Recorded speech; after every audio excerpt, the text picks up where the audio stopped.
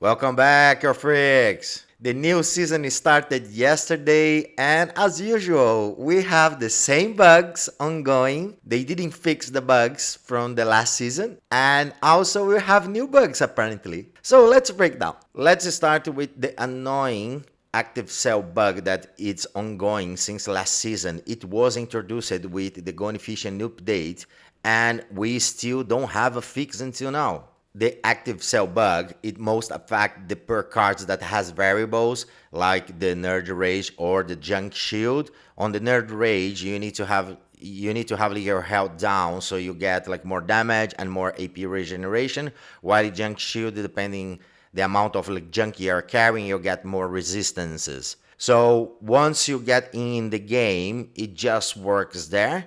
But right now, I just noticed that also when you join a team, after you did all your setup to get the maximum of the variables from these cards, if you leave the team, you don't get this number back, even if you are inside of your active cell. So this is apparently like a new bug as well. As you can see on the screen, I did join the team while I had 4 HP. Then because of like the other cards that I have equipped, it jumped when I enter in the team for 11. Then the Nerd Rage effect dropped for 73% damage and 27 AP regen. And later on when I left and my health dropped to 4 again, inside of my active cell, the values remain when I was in the team with the 11 health, even inside of my active cell. So congratulations Bethesda for the new spaghetti code. The other thing that I noticed as well is regarding the Radaway and also using food to get reds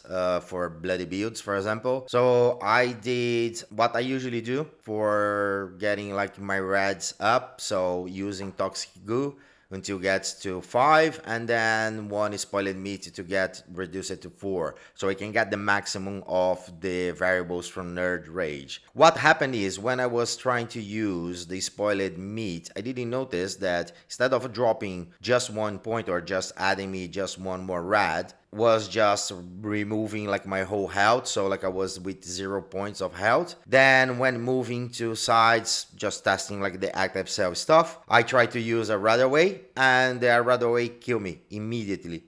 I checked the Radaway to see if there was any stats or anything that would cause damage when you're using to justify your dying for using, but the Radaway is supposed to remove only your rad, so kind of like don't understand. This apparently it's a bug. I did some further testing with the Radaway by trying to reproduce this bug. I reproduced the bug twice, but you need to have the 0 health. When I had like 5 or 4 and I used the Radaway, it didn't reduce any health, and the Radaway just causes minus 1% food and minus 3% on the thirst. So when doing this with the health, not 0 health but 4 or 5, it didn't reduce my health further when using the Radaway. So I really don't understand when you have like 0 health using the Radaway, you get damage and you die.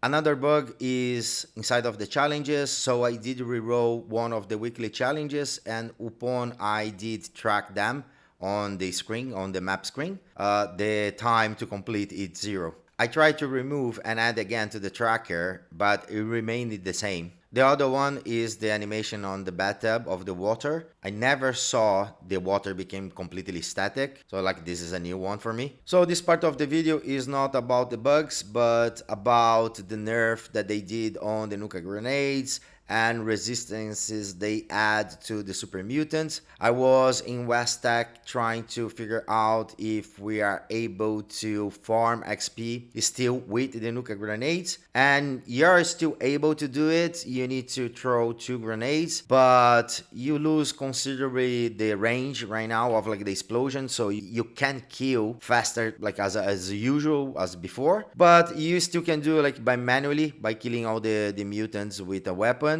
However, most of the enemies right now, they got more resistances and more high health, so like the super mutants are tougher and a little bit hard to kill, like they take longer. I was using the alien blaster with the cryo mode, and I could see immediately the shield appearing when I was shooting on them. Another change that I could notice is the damage numbers. When you're shooting on the enemies, they are kind of falling into cascade to the ground. Another change is the removal of the interaction of the pulse capacitor and the flamer barrel on the plasma rifle or enclave plasma, so you don't get like more that gorilla effect of like shooting. Now it's a normal flamer. And for last, if you are trying to farm West Tek to get up into your scoreboard and you are not seeing anymore the throwing arc for throwing the Nuka grenades, and you cannot find anymore the fire in the hole perk card, it's because it has been removed, guys. It's gone. But right now you need to equip the strong arm that is in strength category, and also for seeing the throwing arc you need to activate this option right now on the settings under game.